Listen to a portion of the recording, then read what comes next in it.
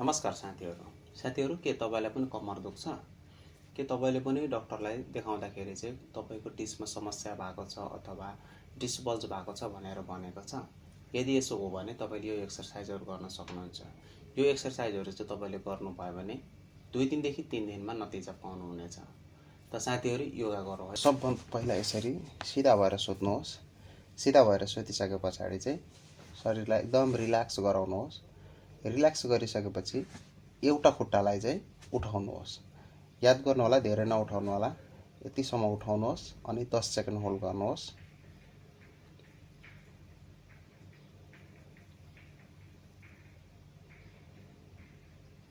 दस second hold गरिसकेपछि यसलाई राख्नुहोस् अब यसरी नै अर्को खुट्टालाई पनि उठाउनुहोस्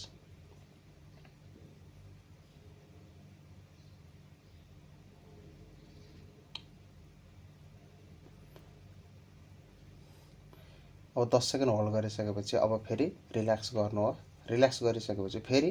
अर्को खुट्टाबाट सुरु गर्नुहोस्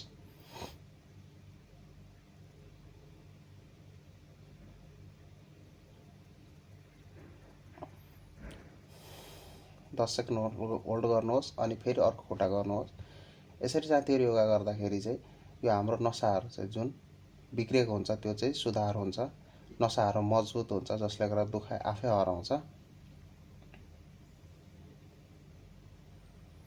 यो एउटा योगासन सकिएको छ एउटा योगासन सकिसकेपछि 10 सेकेन्ड होल्ड गर्नुहोस्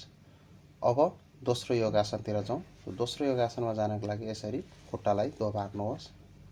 खुट्टालाई दोबारिसकेपछि यसरी खुट्टालाई मिलाउनुहोस् यसरी मिलाइसकेपछि अब हातलाई चाहिँ यो पोजिसनमा राख्नुहोस् अनि एक साइडमा ढल्काउनुहोस् या त यो साइडमा ढल्काउनुहोस् या त यो साइडमा ढल्काउनुहोस् त म यतातिर ढल्काउँछु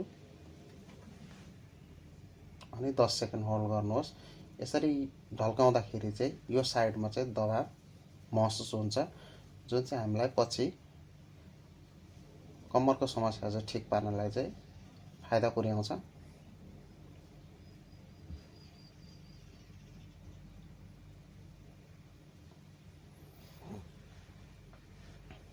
अब यो साइडमा ढल्काउनुहोस्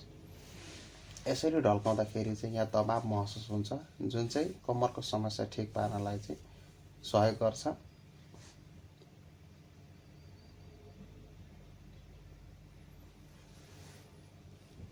हरेक योगासन चाहिँ सुरुमा 2 चोटी गर्नुहोस् पछि यसलाई 3-4 चोटी सम्म गर्दाखेरि चाहिँ राम्रो हुन्छ सुरुमा चाहिँ 2 चोटी चाहिँ गर्नै पर्छ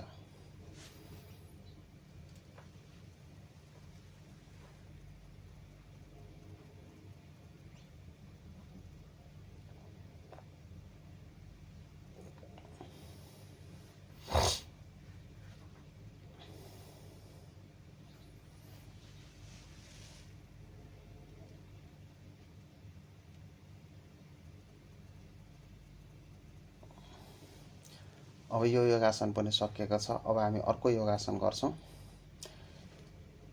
त्यसको लागि यो पोजिसनमा आउनुहोस् यो पोजिसनमा आइसकेपछि सासलाई चाहिँ रोकेर यसलाई चाहिँ माथि उठाउनुहोस् जस्ट यसलाई चाहिँ